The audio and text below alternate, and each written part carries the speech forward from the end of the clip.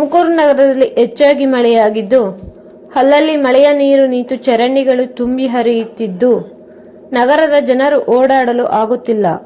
ಮಹಾನಗರ ಪಾಲಿಕೆಯವರೇ ಆಗಲಿ, ಇಲ್ಲಿನ ಸ್ಥಳೀಯ ಎಂಎಲ್ಎ ಅವರೇ ಆಗಲಿ ಯಾವುದೇ ರೀತಿ ಸ್ವಚ್ಛತೆಗೆ ಮೆರುಗು ನೀಡಿಲ್ಲ.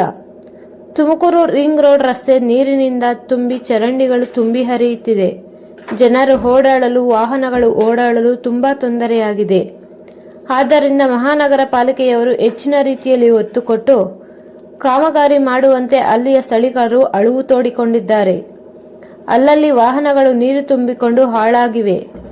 ರಿಂಗ್ ರೋಡ್ ರಸ್ತೆ ವಾಹನಗಳಿಂದ ಜಾಮ್ ಆಗಿ ಅಲ್ಲಲ್ಲೇ ದೊಡ್ಡ ಪ್ರಮಾಣದ ವಾಹನಗಳು ನಿಂತುಬಿಟ್ಟಿವೆ. ವರದಿ ಶ್ರೀಕಾಂತ್.